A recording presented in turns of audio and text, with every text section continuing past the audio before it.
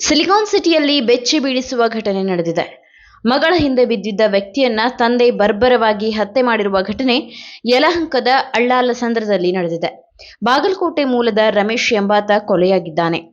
ಸದ್ಯ ಈ ಘಟನೆ ಸಂಬಂಧ ಯುವತಿ ತಂದೆ ಸೇರಿ ಕೊಲೆ ಮಾಡಲು ಸಾಥ್ ನೀಡಿದ್ದ 4ರನ್ನ ಅರೆಸ್ಟ್ ಮಾಡಿದ್ದಾರೆ. ಬಾಗಲಕೋಟೆ ಮೂಲದ ಯುವತಿಯೊಬ್ಬಳು ಬೆಂಗಳೂರಿನಲ್ಲಿ ಓದುತ್ತಿದ್ದಳು. ಕೊಲೆಯಾದ ರಮೇಶ್ ಕೂಡ ಕಳೆದ 15 ದಿನಗಳ ಹಿಂದೆ ಬೆಂಗಳೂರಿಗೆ ಬಂದಿದ್ದ. ಯುವತಿಯನ್ನ ಪ್ರೀತಿಸು ಮದುವೆಯಾಗುವ ಅಂತ ಹಿಂದೆ ಬಿದ್ದಿದ್ದ. ಈ ವಿಚಾರವನ್ನ ಯುವತಿ ತನ್ನ ಕುಟುಂಬಸ್ಥರ ಬಳಿ ಹೇಳಿದ್ದಾಳೆ. ಆಗ ಯುವತಿ ಕುಟುಂಬಸ್ಥರು ಬೆಂಗಳೂರಿಗೆ ಬಂದು ರಮೇಶ್ ಬಳಿ ಮಾತನಾಡಬೇಕು ಅಂತ ಕರೆಸಿಕೊಂಡಿದ್ದಾರೆ. ಬಳಿಕ ರಮೇಶ್ಗೆ ಊಟ ಮಾಡಿಸಿ ಅಳ್ಳಾಲಸಂದ್ರ ಕಡೆಗೆ ಕರ್ಕೊಂಡು ಹೋಗಿದ್ದಾರೆ. ರಾಜಕಾಲುವೆ ಬಳಿ ಕುತ್ತಿಗೆಗೆ ಹಗ್ಗ ಬಿಗಿದು ಕೊಲೆ ಮಾಡಿದ್ದಾರೆ. ವಾರದ ಹಿಂದೆ ಕೊಲೆ ಮಾಡಿ ಆರೋಪಿಗಳು ಬಾಗಲಕೋಟೆಗೆ ಎಸ್ಕೇಪ್ ಆಗಿದ್ರು.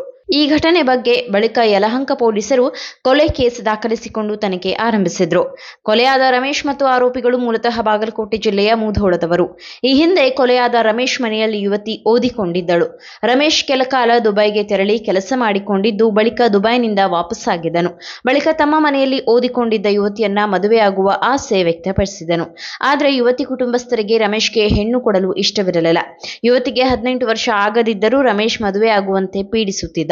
ಹೀಗಾಗಿ ರಮೇಶ್ ವಿರುದ್ಧ ಯುವತಿ ಕುಟುಂಬಸ್ಥರು ದೂರು ದಾಖಲಿಸಿದ್ದರು. ಪೋಕ್ಸೋ ಕೇಸ್ ಕೂಡ ದಾಖಲಿಸಿಕೊಂಡಿದ್ದ ಮುಧೋಳ ಪೊಲೀಸರು ರಮೇಶ್ನನ್ನ ಜೈಲಿಗೆ ಕಳುಹಿಸಿದ್ದರು.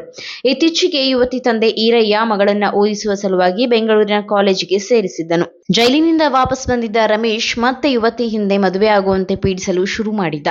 ಮಗಳ ಹಿಂದೆ ಮತ್ತೆ ರಮೇಶ್ ಬಿದ್ದಿದ್ದರಿಂದ ಕೋಪಗೊಂಡಿದ್ದ ಈರಯ್ಯ ಸಂಬಂಧಿಗಳ ಜೊತೆ ಸಂಚು ರೂಪಿಸಿ ಹತ್ಯೆ ಮಾಡಿದ್ದಾರೆ. ನೀವು ಸಣ್ಣ ಆಗ್ಬೇಕಲ್ವಾ? ಅದು ಒಂದು ಉತ್ತಮ ಆಹಾರದಿಂದ ಸಣ್ಣ ಆಗ್ಬೇಕಲ್ವಾ? ಪ್ರತಿದಿನ ನಮ್ಮ ಜೀನಿ ಸ್ಲಿಮ್ ನ ಯೂಸ್ ಮಾಡಿ ಯಾವುದೇ ಸೈಡ್ ಎಫೆಕ್ಟ್ ಇಲ್ದಂಗೆ ನೀವು ಸಣ್ಣ ಆಗ್ತೀರಾ.